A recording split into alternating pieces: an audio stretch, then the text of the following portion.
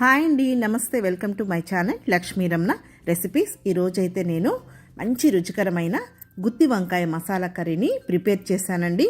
చూడండి, చూస్తే నోరూరిపోతుంది కదా అండి. ఎంత కలర్ఫుల్గా ఉంది కదూ. టేస్ట్ కూడా సూపర్గా ఉంటుంది. వేడి వేడి రైస్లో ఈ గుత్తి వంకాయ మసాలా కర్రీ వేసుకొని పాపడ్స్ నంచుకొని తింటే సూపర్గా ఉంటుందండి. తర్వాత రోటీ, నాన్, చపాతీలో కూడా చాలా బాగుంటుంది. కాబట్టి ఎలా తయారు చేసుకోవాలో కావలసిన పదార్థాలు, తయారీ విధానం ఒకసారి చూద్దామండి. ముందుగా స్టవ్ వెలిగించుకొని ప్యాన్ పెట్టుకొని ఒక 3 టేబుల్ స్పూన్ల పల్లీలు వేసుకోవాలి. ఈ పల్లీలు మనం ఫ్రై చేసుకునేటప్పుడు హై ఫ్లేమ్ పెట్టకుండా లో ఫ్లేమ్ పెట్టేసుకొని ఈ విధంగా కలుపుకుంటూ ఫ్రై చేసుకోవాలండి. హై ఫ్లేమ్ పెట్టామంటే త్వరగా వేగిపోతాయి, మనకు పచ్చిగా ఉంటుందండి. కాబట్టి మీడియం ఫ్లేమ్లోనే పెట్టుకొని ఫ్రై చేసుకోవాలి. అవి ఒక 1/4 వంతు వేగిన తర్వాత 2 టేబుల్ స్పూన్ల ధనియాలు, 1 టీ స్పూన్ సోంపు, అలాగే 1 టేబుల్ స్పూన్ తెల్ల నువ్వులు వేసుకోవాలి.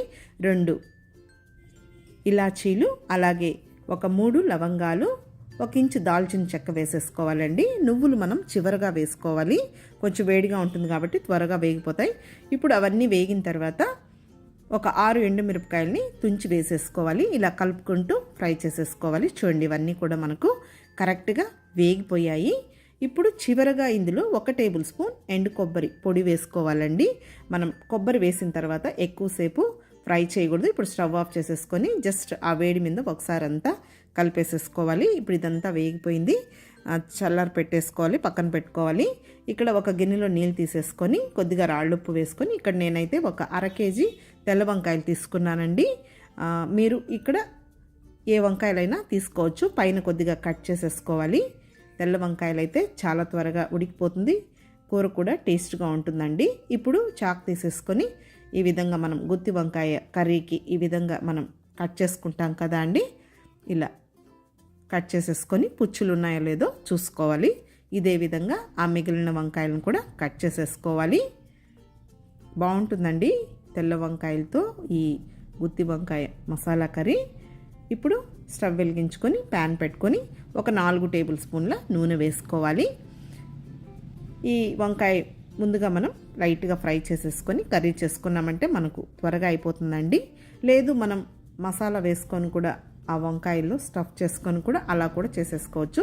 ఇప్పుడు మీడియం ఫ్లేమ్కి హై ఫ్లేమ్కి అడ్జస్ట్ చేసేసుకుంటూ ఇలా కలుపుకుంటూ వంకాయల్ని ఫ్రై చేసేసుకోవాలి. చూడండి, అన్ని వైపులకు ఇలా తిప్పుతూ మనం ఫ్రై చేసామంటే మనకు వంకాయలు త్వరగా వేగిపోతాయి. హై ఫ్లేమ్ పెట్టకుండా మీడియం ఫ్లేమ్లోనే ఫ్రై చేసేసుకోవాలి. ఇప్పుడు స్టవ్ ఆఫ్ చేసేసుకొని ఈ వంకాయలన్నింటిని కూడా తీసి ఒక ప్లేట్లో పక్కన పెట్టుకోవాలి. మార్నింగ్ మనం హడావిడిగా ఉంటాం కాబట్టి ఈ విధంగా మనం క్విక్గా ఈ గుత్తి వంకాయ మసాలా కర్రీని ప్రిపేర్ చేసేసుకోవచ్చండి. ఇప్పుడు ఈ లోపల ఈ ముందుగా వేయించి పెట్టుకున్నవన్నీ కూడా చల్లారిపోయాయి. అవన్నీ మిక్సీ జార్లోకి తీసేసుకొని కొద్దిగా నీళ్ళు వేసేసుకొని, చూడండి మరీ మెత్తగా కాకుండా అలాగని బరుగ్గా కాకుండా ఈ విధంగా మిక్సీ పట్టేసుకోవాలి. ఇప్పుడు ఆయిల్ ఉందండి, సరిపోతుంది. ఇప్పుడు ఇందులో ఒక 1/2 టీ స్పూన్ ఆవాలు, 1/2 టీ స్పూన్ మినప్పప్పు, 1/2 టీ స్పూన్ పచ్చిశనగపప్పు, ఒక 1/4 టీ స్పూన్ జీలకర్ర వేసేసుకొని ఆ వేగిన తర్వాత ఒక పెద్ద ఉల్లిపాయను సన్నగా పొడవుగా కట్ చేసి వేసుకొని, ఒక 2 పచ్చిమిరపకాయలను కూడా నిలువుగా కట్ చేసి వేసుకొని వీటిని 1 నిమిషం ఫ్రై చేసేసుకోవాలి. ఇప్పుడు కొద్దిగా కరివేపాకు కూడా వేసుకోవాలి. ఒక్కొక్కసారి మనం ఉల్లిపాయను కూడా గ్రైండ్ చేసుకోవచ్చండి, లేదు ఈ విధంగా మనం పోపులో వేసి కూడా చేసుకోవచ్చు. ఇప్పుడు ఇవన్నీ వేగిన తర్వాత 1 టేబుల్ స్పూన్ అల్లం వెల్లుల్లి పేస్ట్ వేసేసుకొని ఇంకా మీడియం ఫ్లేమ్లో ఈ అల్లం వెల్లుల్లి పేస్ట్ను పచ్చివాసన పోయే వరకు ఫ్రై చేసుకోవాలి. మనం మసాలా పట్టాం కదా, అందులో కావాలంటే అల్లము వెల్లుల్లి కూడా వేసుకొని అలా కూడా చేసుకోవచ్చండి. ఇప్పుడు 2 మీడియం సైజులో ఉన్న టమాటోల్ని కొద్దిగా మిక్సీ పట్టేసేసుకొని ప్యూరీ లాగా వేసుకున్నామంటే మనకు ఆ గుత్తి వంకాయ మసాలా కర్రీలో గ్రేవీ అనేది బాగా వస్తుంది. లేదు ఒక్కొక్కసారి మనం డైరెక్ట్గా టమాటోని ముక్కలుగా కట్ చేసి కూడా వేసేసుకోవచ్చు. ఇప్పుడు మిక్సీ జార్లో కొద్దిగా నీళ్లు వేసుకొని ఒక 2 నిమిషాలు ఫ్రై చేసుకున్న తర్వాత ముందుగా నేను మసాలా పేస్ట్ చేసి పెట్టాను కదా, అది కూడా వేసేసుకోవాలి.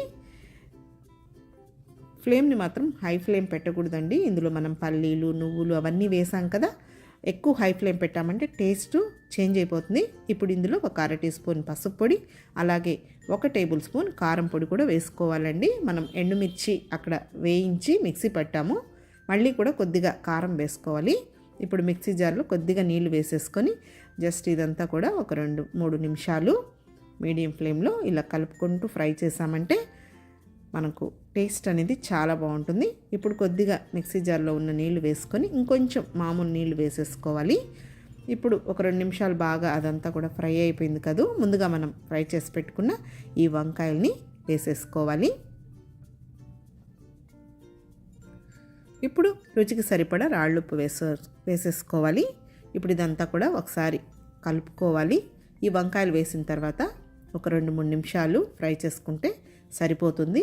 మనకు ఆల్మోస్ట్ వంకాయలు బాగా వేగిపోయాయి, అలాగే ఈ మసాలా అంతా కూడా బాగా వేగిపోయింది. ఇప్పుడు ఒక మీడియం సైజులో ఉన్న గ్లాస్ నీళ్లు వేసేసుకోవాలి. ఇంకా అవన్నీ బాగా వేగిపోయాయి కాబట్టి ఒక 5 నిమిషాలు మనం మూత పెట్టి ఉడికించుకున్నామంటే మనకు కర్రీ అనేది దగ్గర పడిపోతుందండి. ఇప్పుడు 5 నిమిషాలు అయిన తర్వాత చూడండి కర్రీ అనేది దగ్గర పడింది. ఇప్పుడు ఇందులో ఒక 1/2 teaspoon garam masala powder వేసేసుకోవాలి. చివరగా ఒకసారి అంతా కూడా కలిపేసేసుకోవాలి. చూడండి ఈ వంకాయ అనేది నోట్లో వేసుకుంటే కరిగిపోతుందండి. అంత బాగా మనకు పర్ఫెక్ట్గా కర్రీ అనేది రెడీ అయిపోయింది. చూడండి గ్రేవీ కూడా చక్కగా వచ్చేసింది. ఇప్పుడు కొద్దిగా మళ్ళీ ఫైనల్గా కొద్దిగా పచ్చి కరివేపాకు వేసుకొని, అలాగే సన్నగా చాప్ చేసిన కొత్తిమీర కూడా వేసుకుంటే మనకు ఆ ఫ్లేవర్ అనేది, ఆ పచ్చి కరివేపాకు వేస్తాం కదా చివరిగా, మంచి వాసన చాలా బాగుంటుంది. అంతే అండి, గుత్తి వంకాయ మసాలా కర్రీ రెడీ అయిపోయింది. ఇప్పుడు స్టవ్ ఆఫ్ చేసేసుకోవాలి. ఈ గుత్తి వంకాయ మసాలా కర్రీలో కూడా మనం పేస్ట్ అనేది మార్చి చేసుకుంటూ ఉంటామండి. సూపర్గా ఉంటుంది. చూడండి గ్రేవీ కరెక్ట్గా వచ్చింది, అలాగే వంకాయ కూడా పర్ఫెక్ట్గా ఉడికిపోయింది. వేడి రైస్లో ఈ గుత్తి వంకాయ మసాలా కర్రీ వేసుకొని, ఇష్టపడే వాళ్ళు కొద్దిగా నెయ్యి వేసుకొని పాపడ్స్ ఫ్రై చేసుకొని, అలాగే పప్పుచారు కానీ మిరియాల చారు మన ఛానల్లో ఉన్నాయి చూడండి, వాటి కాంబినేషన్తో ఈ గుత్తి వంకాయ మసాలా కర్రీ సూపర్గా ఉంటుంది. తప్పకుండా ట్రై చేయండి. వీడియో మీకు నచ్చితే లైక్ చేయండి, షేర్ చేయండి. ఇంకొక మంచి వంటతో మళ్ళీ కలుద్దాం. నమస్తే అండి.